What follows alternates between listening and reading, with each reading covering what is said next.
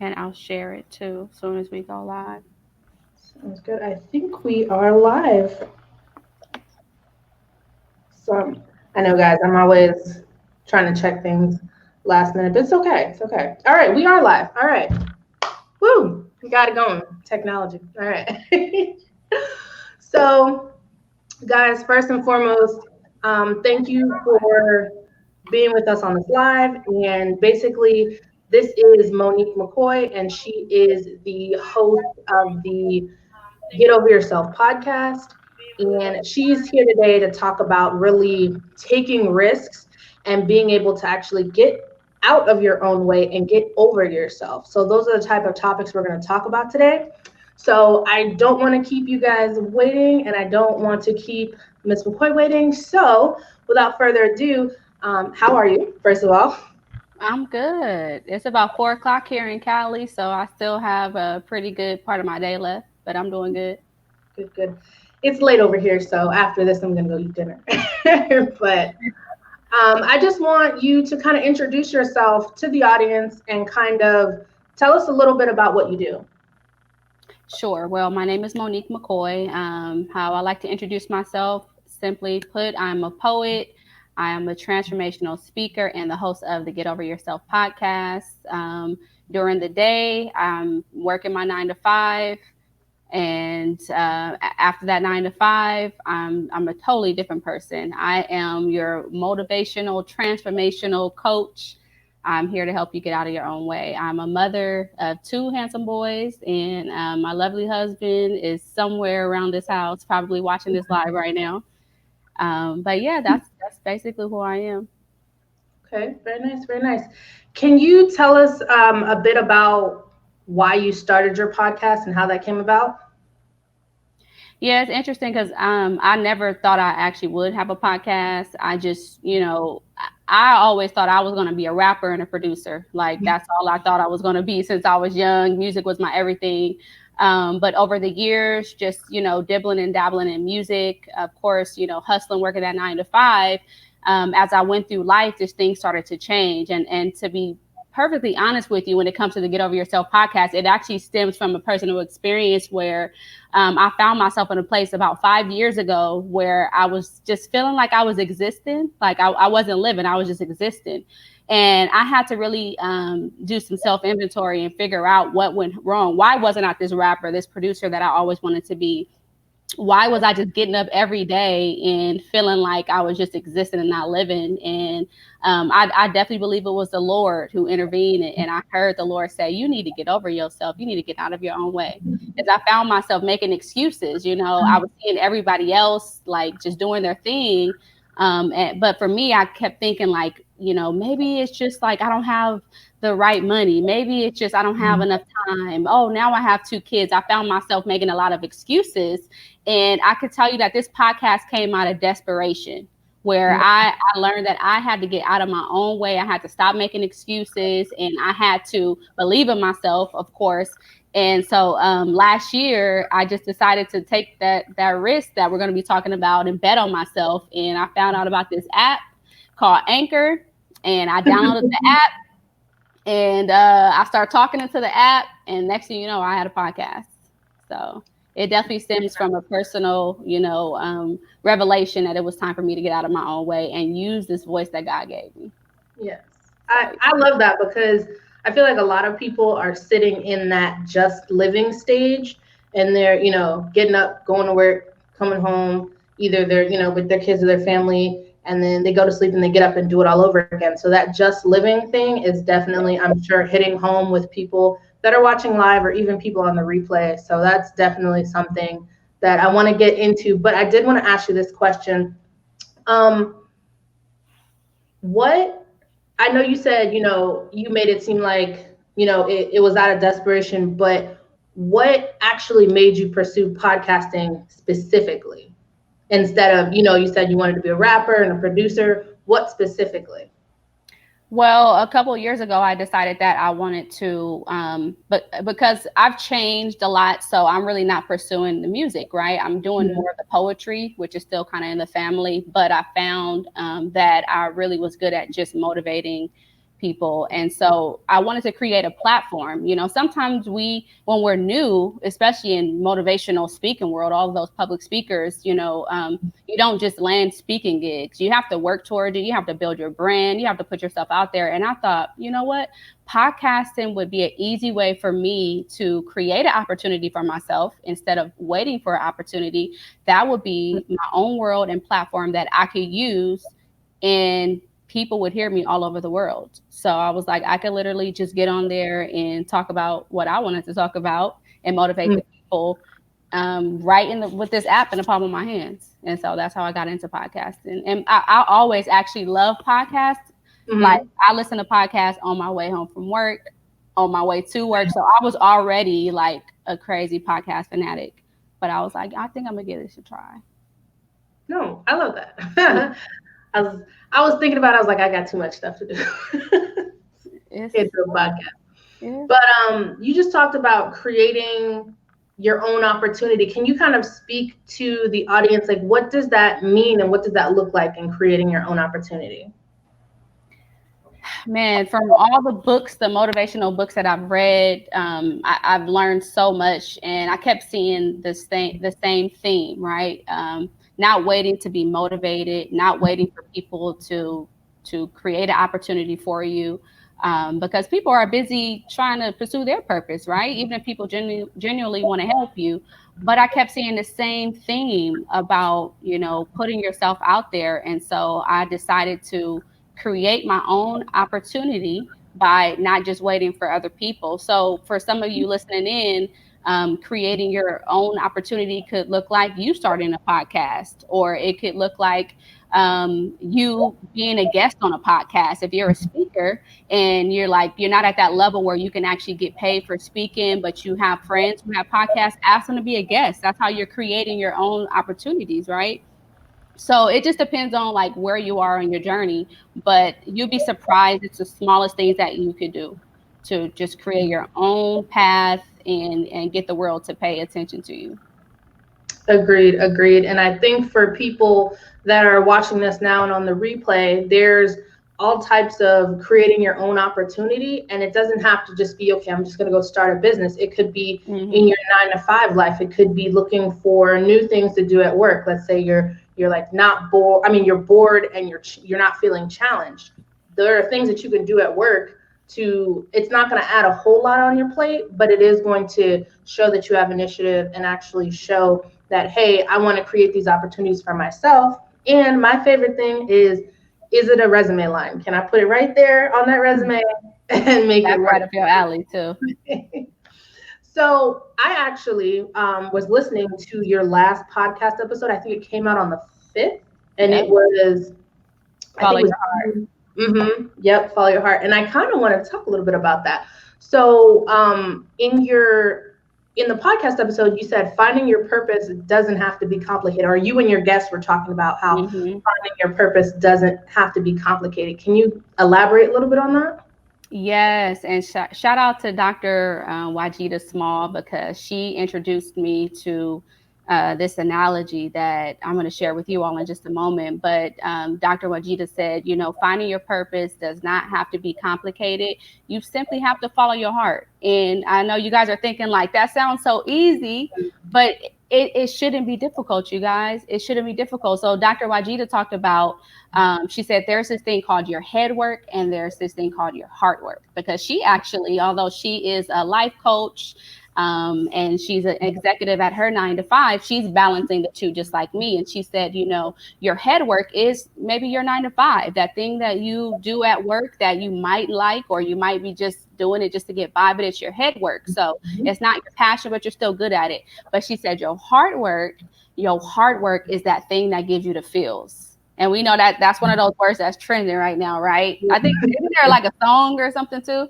But it's the thing that gives you the feels, So for me, like when I think about speaking, when I'm thinking about podcasting or poetry, that gives me the feels. Anything that has to do with encouragement. So she helped me to identify my head work. Okay, that's getting up every day, going to Kaiser and taking 100 calls a day. I still love the people, but and then my head work is doing exactly what actually you and I are doing right now. It don't have to be difficult. We make it difficult. We need to look at the Mhm. signs that are already in front of us. Agreed. I think when I was listening to the episode, that really resonated with me because we make it this big, like, philosophical thing, like follow your heart and your dreams. And I'm like, okay, but literally, you specifically, like you as in like you, and then you as in the audience, you guys know what you want. You know what your goals are, and you know what your dreams are. So break it down and figure it out. And I really like that because that heart work thing is really, what do I like to do and how can I get there and do it? A lot of people, they, and I don't really like this headspace, because people are like, okay, work is just work and I don't have to be happy. I'm going to go there and come home. You spend 8+ hours there every day. Even as an entrepreneur, you spend 10+ hours doing what you're doing every day. So if you can actually like it and it's something that gives you passion and purpose, all the better, because I Yeah. think people get so stuck in that, it's just a job. It's just a job. You can be happy at your job. It's a simple concept, but it's cool. And you know what else Dr. Wajida said too? She said you can hack your job. She said you Mhm. can hack your job, but I'm not gonna give it all to you guys because y'all gotta go listen to the episode. But one more little piece. But we talked about hacking your job. So if you in an industry where you can actually use your skills some kind of Mhm. way, where you can step up a little bit and use your voice or use your creativity some kind of way, you can still be walking in your purpose while you're there. So, Mhm. like for me, okay, I love to speak, of course, right? And I have great ideas, but most importantly, I love people. So the fact that I'm on the phone all day, sure, I can sit there and be like, I'm ready to go. And that honestly does happen a lot. I'll be like, I'm ready to go. But you know what? Hacking my job would be that as this motivational speaker, I practice my delivery. I practice how I communicate with people. I practice showing empathy and being kind, listening to people. So I'm constantly hacking my job, Mhm. while I'm at work, even though I consider it to be just business. But that is, like you said, where I spend 8 hours of my day. So why not just try to make the most of it while you're there? Agreed. Agreed. I like that, hacking your job. I'm gonna have to, guys, make sure you go and check out that podcast episode of hers. It was really good. Yeah. And like she said, we're not going to share the whole thing because we want you to watch it, but make sure you guys definitely go and watch that. To kind of piggyback off that, I wanted to ask, because you guys kind of, again, talked about this a little bit. How do you find value in what you're doing, whether it's a 9 to 5 or being an entrepreneur? How do you find value in what you're doing? Yeah, like, so you want to do it, and you just can't find that, thing in you to say, okay, let's get out of our own heads and start it. So how do you find value in that? Well, I would say honestly, I think you just got to understand what type of value you bring to any situation. I think that's kind of how I would look at that because you could be doing the most minimal thing that doesn't seem like it has any significance. But what I've been learning again from the many books that I read and I'm being a lover of self development is when you understand who you are and what you're bringing to the table, you could bring value to anything. And if you already know that you're a person that brings value, like I know my goal is to bring value to this conversation, because I value you as a professional and I value what I'm doing and the people listening. Then my goal is to bring value to anything that I'm doing, whether it's something big or small. So that's simple, just like purpose, y'all. Love it, love it, love it. I think a lot of people don't actually know the value that they bring themselves. And a lot of times when I tell my clients, they're kind of downplaying their skills, but at the same time, even the simplest skills, we can boost it up. And especially on paper, you can make skills, as valuable as possible. And when you actually know your value, that's something that a lot of people just don't have, and you already have the upper hand. So I really love that. Mm-hmm. Um, what do you, besides, speaking to people, what do Mm-hmm. you really enjoy about your podcast? Oh, so it's actually about to be a year in about a week and a half since I actually took a risk and betted on myself. And what I really enjoy is that I get to talk to so many amazing people. Because Mhm. first it started off as, okay, I'm creating a platform so that I can speak and I could be heard.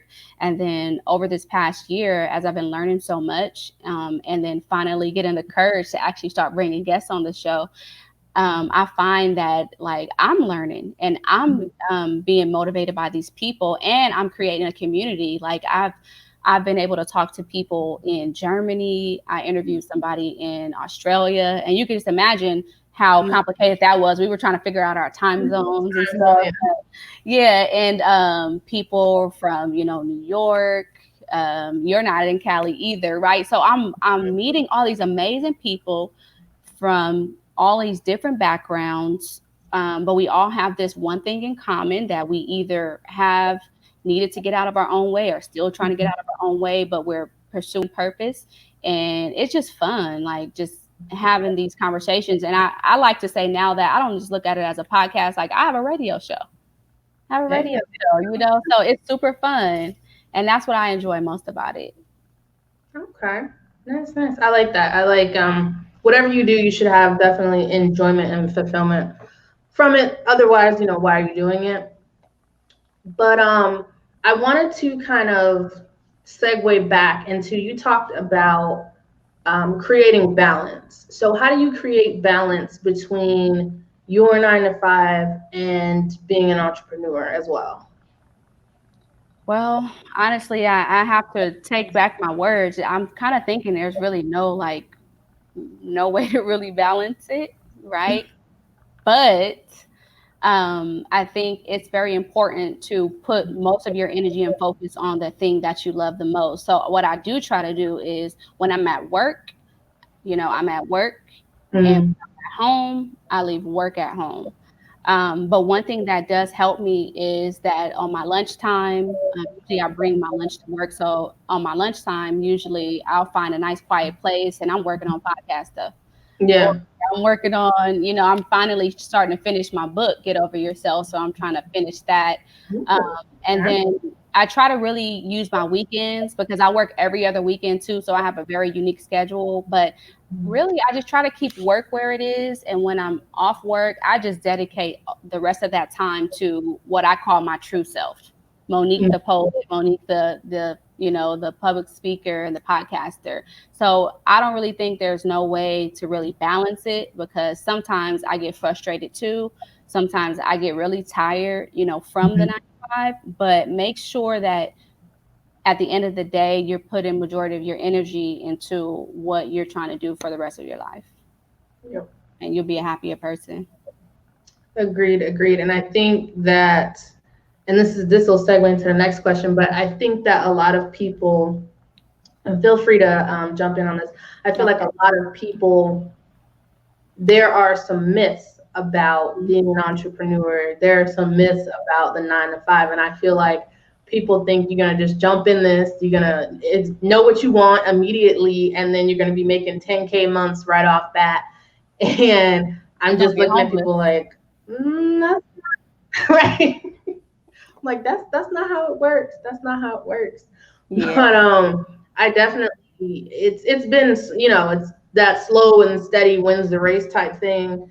Um, People think overnight successes happen overnight, but there's a group I'm in, and we always joke that overnight successes happen over 5 years. So it's definitely crazy, but I feel like you said, if you're purpose driven and it's something that really, speaks to you, you're going to be willing to put in the effort and the grind for that. So definitely. You know what? Another myth too, though, about the whole 9 to 5 and entrepreneurship too, and I was a victim of it.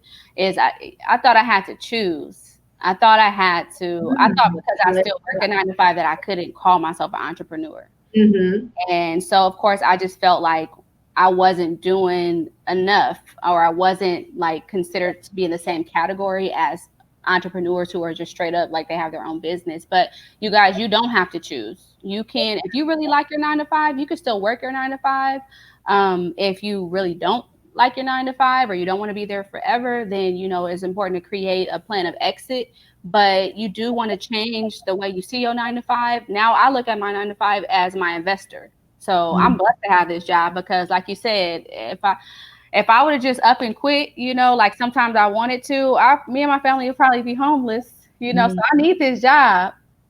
But it's important to know that you could do both. So let that job fuel your passions. But if you are doing some amazing things outside of work and you're putting yourself out there, you're making money. You are an entrepreneur too. So make sure that you understand that you don't have to choose.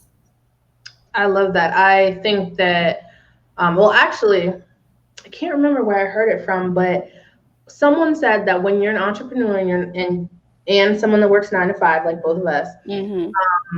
when if you're really trying to like get it off the ground, get your you're not you're on excuse me your business off the ground. When people ask you what you do, you don't answer with the 9 to 5. You answer with the what you do for your business. So in your case, you're like, oh, okay, Monique, what do you do? And you just answer, I'm a host of a podcast, motivational speaker, and all that stuff, instead of saying like what you do for your 9 to 5. And I think either or, like she said, you don't have to choose. If you just really love your 9 to 5 and you're just trying to make that side hustle money, go for it. If you're trying to be an entrepreneur and you're just using that 9 to 5 as an investor, do it. Whatever fully aligns with you and what really gets you motivated is what kind of I think we're trying to go for in this live. But I did want to ask you about taking risks. So as someone who is a 9 to 5er, or yeah, is a 9 to 5er and starting your own company, what was the risk to you? What was holding you back and keeping you scared from starting? My relationship has actually changed with the word risk because when we hear that word, we freak out, right? Obviously, the real definition is like, oh, there's some type of danger. But now in the world that I live in now, taking a risk is just the idea that maybe something that we're trying to do is not going to give us the results that we want. So I don't really look Mm-hmm. at it as something dangerous, right? But most of the time, I think we're afraid of who we think we're not versus who we think we are. So the risk that I took, I guess, was just the fact that maybe people wouldn't listen to me. Maybe they would be like, she ain't got nothing to say, or she doesn't have a book, she doesn't have a degree. So I took the risk of maybe not having a lot of followers right away. Took the risk of nobody listening. And the reason why I'm saying this is because that's really not a risk. I felt like to me, it was getting out of my comfort zone. And Mm. it's as simple as that. Taking a risk for you guys might mean just putting yourself out there, telling somebody about, some awesome idea that you have, telling somebody about an awesome product that you have that you're just holding on to. And the risk for you may just be putting yourself out there. And at the end of the day, there's no danger in that. What's the worst that can happen? So I took a risk by just getting out of my comfort zone, feeling like I had something to say, and it was like the greatest decision that I ever made. Yeah.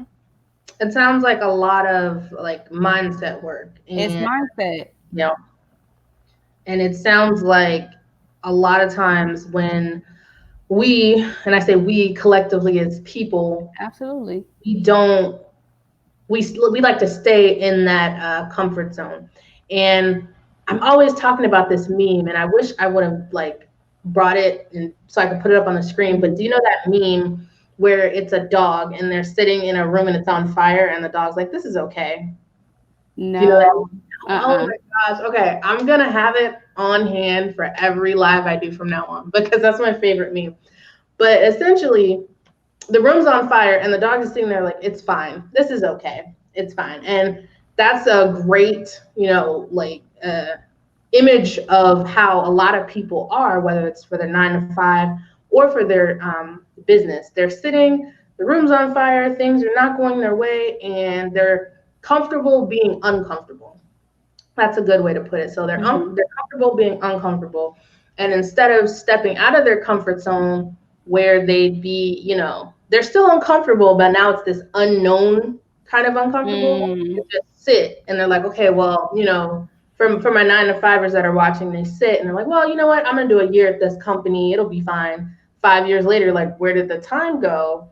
Or for my yeah. entrepreneurs, they're like, I'll start it next year. 5 years later, you haven't started your business, So at that point, it's when are you going to get out of your comfort zone and when are you going to just take that leap of faith and take that risk? And like you said, it's not the worst that could happen is someone says no, they don't like it, they That's don't it. want it. And yes, it can hurt your feelings, it'll feel bad, but in the end, someone will want it. Like, for example, your podcast. Hmm. There are people out there that are really loving your podcast. And they wouldn't have had the chance to actually listen to it if you hadn't got up that strength and that courage to actually put it out. So I Yeah. think that's a really great. And we're in 14 countries right now. That's amazing to me. And I still feel like I'm not where, I want to be yet, but I still feel like I'm super successful just seeing that, like, wow, people all over the world. But yeah, I totally agree with you. And then talking about, comfort, your comfort zone. Whew, we all like to be comfortable, but you will literally watch the world pass you by. So I feel like there's this quote I think that says like life starts at the end of your comfort zone, right? Okay. And I really believe it's true. And you never stop getting out of your comfort zone because once you meet one goal, then it's like, okay, there's always something next. And I don't care who you are or how successful that person is, they will testify that, once they achieve something, there's always something greater. So we all, can say that we have issues kind of like being in our own way because we're afraid or we're afraid that people are not going to accept us or think that we're good enough. But I do believe that life starts after you leave your comfort zone. And so start, change the way that you see yourself too. And when it comes to taking that risk, instead of saying what do I have to lose, really say what do I have to gain? Because I honestly can't think of any risk that I've ever taken that has killed me or set me back. If I've tried something and didn't work, then I've gotten some type of insight. Turn the whole like turning your mistakes into lessons Mm-hmm. situation. But I've gotten a lot of insight, so I've really never taken any losses. And every time I take another leap of faith, I can say, okay, I know I can do this next thing that I'm aiming for because look what I've already done. Period. Love it. You don't take losses, you just learn lessons. I love it. Yeah. Love it. So, going back, I keep saying going back, but I really enjoyed that episode that you So, did.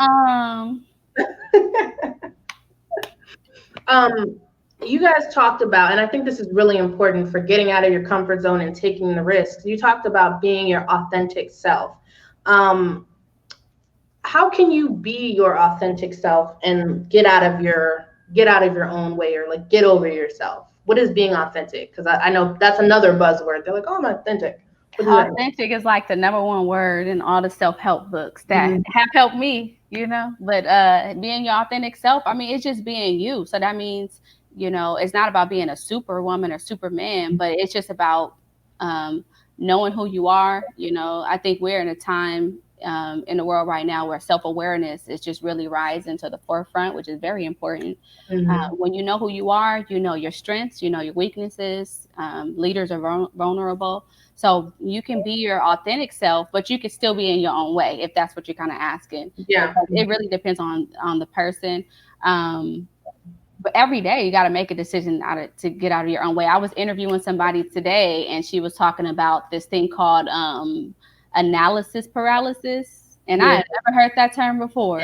But Ooh. analysis paralysis is just like when you just overthinking, Mm-hmm. and you can just overthink so much that uh, you can literally talk yourself out of doing the very thing that you want to do. That's insane. But guess what? I struggle with that sometimes, even as this amazing person that people like to call me.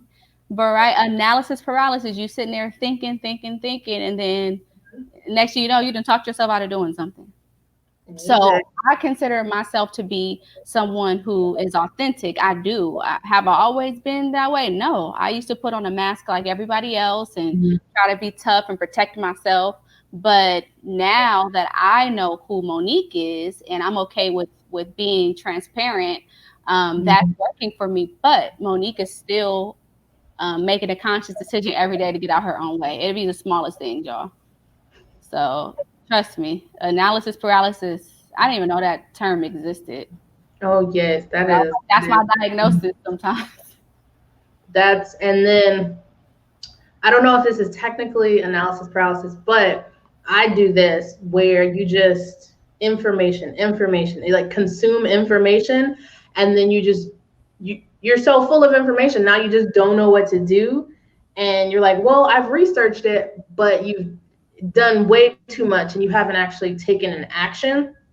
So I think Mhm. that's kind of akin to what you were talking about. People just they love information and they love stuffing themselves with all types of information, but they never act on it.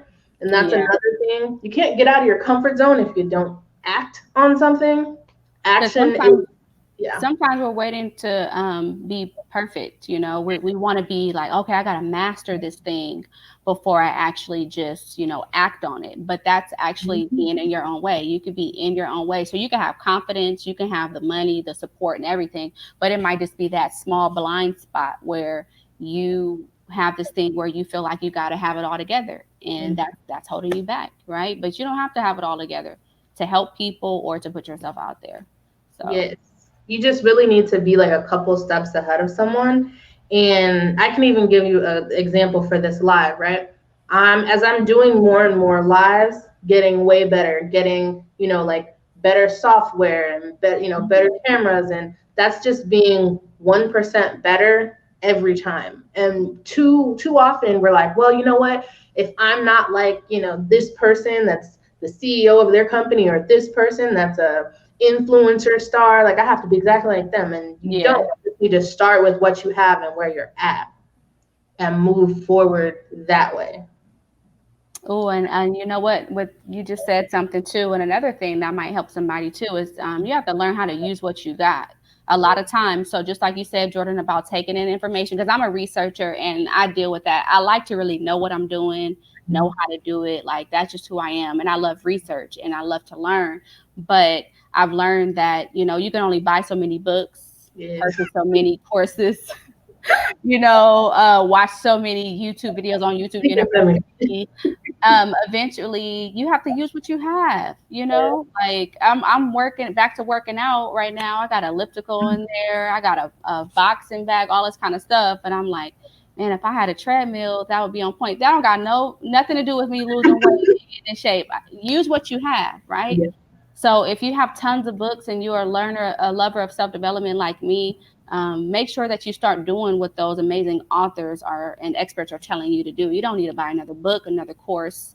You don't need to do that. Use what you got. Whew. You speaking directly to me because I sure do love a book. Me, I love a book. I love to read, but I have a whole library in there. But Mhm. I've challenged myself to start going back and looking at all these amazing books that I either haven't finished or haven't read. And I'm like, wow, I have everything I need right here to be successful. Yeah, and implementation, that's really big. I'll read a book and then I have to catch myself like, wait. I'm going to implement before I move to the next thing. Hmm. So definitely. I just read The 4 Hour Work Week by Timothy Ferriss. I don't know if you've read that. No, And but I'll add that to the list. yeah, it's really good because it separates it for 9 to 5 people and then entrepreneurs. So you get a little bit of both. So the fact that we are both, you're like, oh, okay. So it's really good, and it's obviously the 4 Hour Work Week. He teaches you how to do more working less, which people love that. So I had to take that. So Working yeah, smarter, not harder. put that on. Yeah. Speaking of books, I don't know if you want to talk about. You said you were writing one. Now I'm curious and interested. Yeah. So this is one of those situations where, I started something that I need to finish. So I'm finally wrapping it up. It's going to be called Get Over Yourself, Get Out of Your Own Way. And it's just going to be like different principles and nuggets to help people get out of their own way. It'll definitely have some some personal stories, of course, because people love to know, well, if you're saying it out of your own way, well, tell me, some things about you. So Mhm. it'll have some stories about me in there and just some principles. It's going to be a nice, easy read, kind of like a self-help book, something that you could carry in your purse or your backpack, something Mhm. that you can read 3 and 4 times and mark it up if you're like me, and something that you can just use to get you through, Mhm. and remind you where you're going. So I'm looking forward to that. Very nice, very nice. Okay. I got a Well, lot we of are. books in my head. You said what? I have a lot of books in my head actually, so I need to like. I feel like I need to just disappear for 60 days and just write these books. It's not enough time in a day sometimes, but I know what I got to do. Yeah, and that's the thing. Like we know, we as in again human beings, we know what we got to do. We know that we have to put in the work and honestly find the time. I don't know. Another meme. I love memes. It's like Beyonce has the same 24 hours in a day we all have. Period. So I'm Yep. like, let me do that. But yeah, so this is gonna be the last question because I obviously you guys have been great. Make sure you guys catch this on the replay or if you're here live. If you guys have any questions before we go, we'd love to hear them. What advice would you give someone wanting to pursue a career or business similar to yours? And how would you tell them how to get out of their own way? Well, what I would say, so if someone wanted to pursue a career like similar to mine, you guys got to know that just like any other business or organization, you have to have a mission. You have to have a mission, a reason for why you're doing what you're doing, and know where you're going.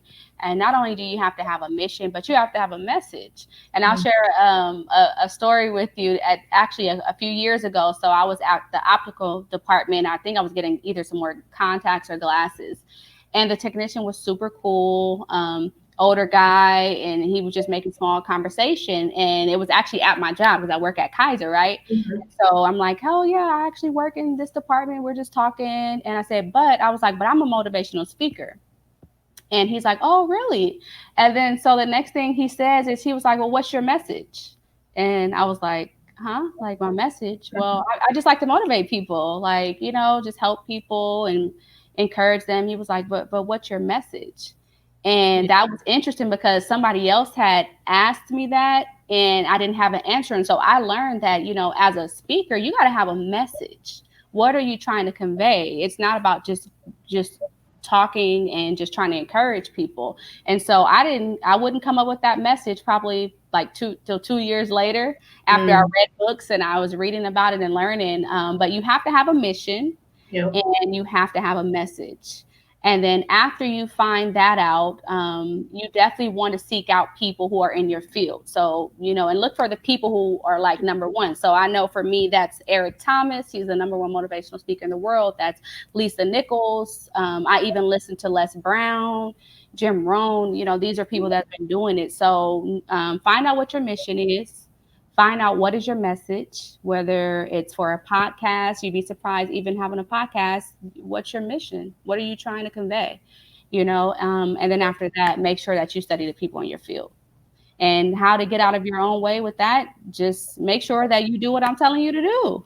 Don't just take this information Yep. and be like, that was so good. She's so dope. Make sure you do it too, because you're Right. kind of amazing too, and you just haven't realized it. Yeah. That was that was awesome. I think I really like the part where you're like, look at people that have already done it. There's no reason for you to recreate the wheel. I'm not saying you copy people, but there's already blueprints to success. You just Yeah. have to follow them, right? And you just follow them. Start with what you have and where you're at, and keep it pushing. So, where can we find you? What social media, what website, all that? Well, my website is www.iambmoniquemccoy.com. So you can go on the page and find out more about me. And then the podcast is called Get Over Yourself. That's on Apple, Spotify, Anchor, Stitcher, wherever you can find podcasts. And then you guys can follow me on Instagram.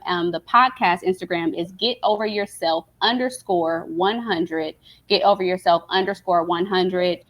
Follow me there. I have personal accounts too, but go ahead and just follow the podcast, and you'll get to know a little bit more about me. All right. That is okay. I just want to put that up there. Yeah. I was like buttons. But thank you so much for coming on this live, and Thank make you. sure you guys that go and listen to her podcast. It's really great. There's some great guests on there, and it's just giving you so many tidbits on how to really get out of your own way and really get out of your head. That's the I see a lot of that. So guys, make sure you go ahead and do that. And I'm gonna make sure that her information is in the comments or the description of this video. Make sure you guys like this, heart it, share it with all your friends. Make sure we get this message out. And with that said, I am so happy that you were able to come on this podcast. Thank you. And one more thing before we go, you guys make sure that you, when you get to the podcast, make sure you follow it, of course. But Miss Jordan will be on there next month. We'll be talking about helping our young professionals too. So make sure you guys look out for her. But I'm sure you'll keep them posted with that. Yes, I Cool. will. All right. Well, thank you so much for being on the podcast, and I will see you later. All right. Take care. Bye. Bye.